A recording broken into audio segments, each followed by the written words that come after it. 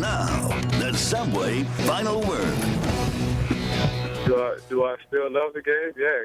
Can I still play the game? Heck yeah. But just understanding, man, playing football and being a football player, man, you're not immortal when it comes down to being a player in the NFL.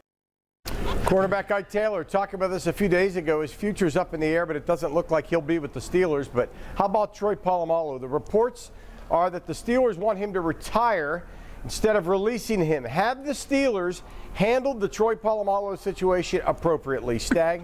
Well, I don't know about the Steelers, but I think Troy Polamalu has handled it pretty well.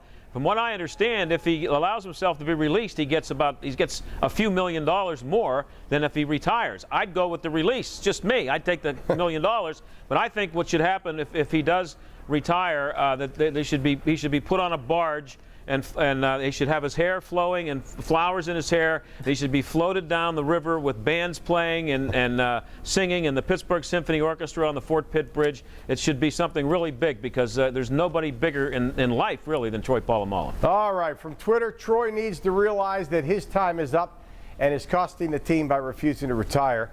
He's doing this to himself. Should he retire, Mark? First off, what a jerk that guy is to presume he can dictate what Troy Polamalu does. And Ike Taylor, if you still think you could play, my friend, I'm afraid I've got some bad news. Troy Polamalu is past his prime. Heck, he's past the point where he can really help the Steelers, especially with the way he likes to freelance, because that costs the defense structure. And when they had a great defense, that was fine. With an inexperienced defense that needs structure, especially with Troy past his prime, well, not so much. But Troy Polamalu, like Staggy said, if he retires, he has to give back some signing bonus, although the Steelers could avoid being Tom Petty, by just saying, go ahead and keep it if you want to retire.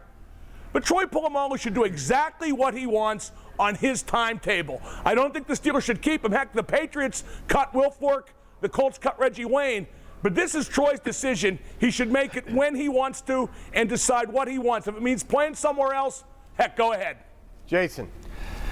Isn't he under contract? Am I missing something? I mean, technically, if he shows up and plays, he's doing what he's supposed to do. And we're talking about why the Steelers haven't, could cut him, or they want him to retire, this passive-aggressive stuff. To me, it's an admission or a lack of admission on the Steelers' part to not say, hey, we screwed up signing this guy 1 year too long. We're going to find roles or find a way for him to contribute under contract. But they're not going to do that. They're not going to own up to it. And I realize there's precedent here with cutting guys early, but I don't think Polamalu's done anything wrong. All right, to the Pirates for tonight's third topic. Which Pirate needs to have a breakout year most for the Pirates to succeed this season? Is it Marte, Cole, or Polanco? Jason, start us off. I'm going to go with Garrett Cole on this one, and I also think it's important for Polanco and Marte to have healthy years above anything else. If you look at the outfield depth the Pirates have, it's kind of lacking. But Garrett Cole is at the stage in his career, I think 41 starts over 2 years, where it's important for him to jump his innings, for him to jump his strikeouts. I think he's ready, and I think the Pirates need to reciprocate in taking the training wheels off of him.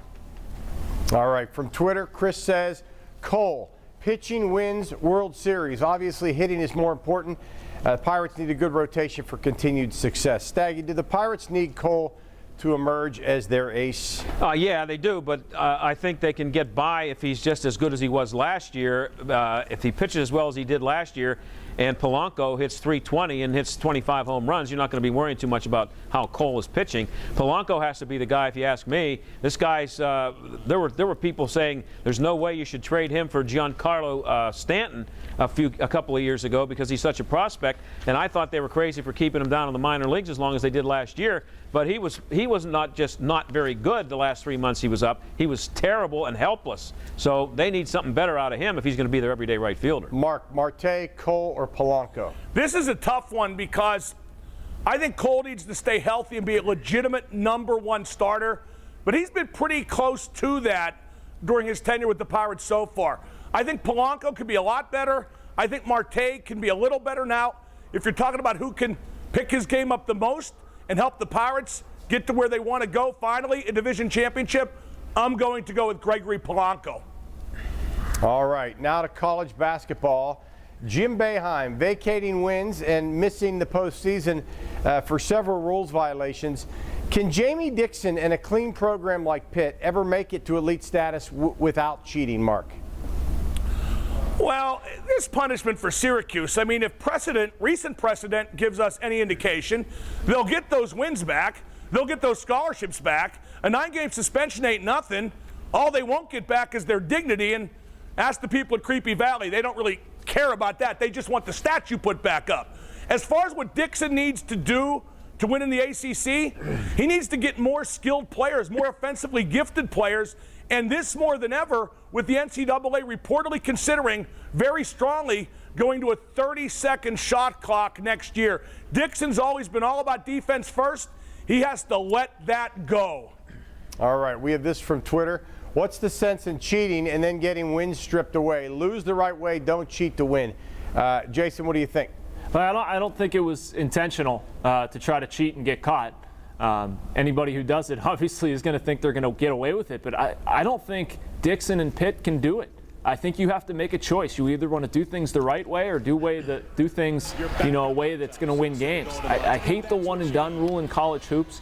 I wish they would just take it away and let high school kids play pro ball if they want to and save college for people who want to be there. I think it infiltrates the game with too many players who just frankly shouldn't be there. So the way Dixon's doing it, I don't think so. But you'd like to think otherwise, I guess. Stag. I think everybody has to cheat a little bit if you want to keep up with the big boys, because everybody cheats. It's just a matter of how much and how often you get caught. It's college sports. This sleazeball here, I'll talk about him in my final word coming up a little bit later. But I just don't think that you can compete with people like that and people that are coaching in other places around the country and do everything exactly the way the NCAA says you're supposed to do it. And I bet you'd have a hard time finding any coach who could pass a lie detector test when asked if he's never cheated in coaching basketball in the NCAA. All right, Pitt will play in the ACC tournament Wednesday against North Carolina State. It's time to get the final word on anything going on in sports. That's next on the Subway Final Word. Don't go away.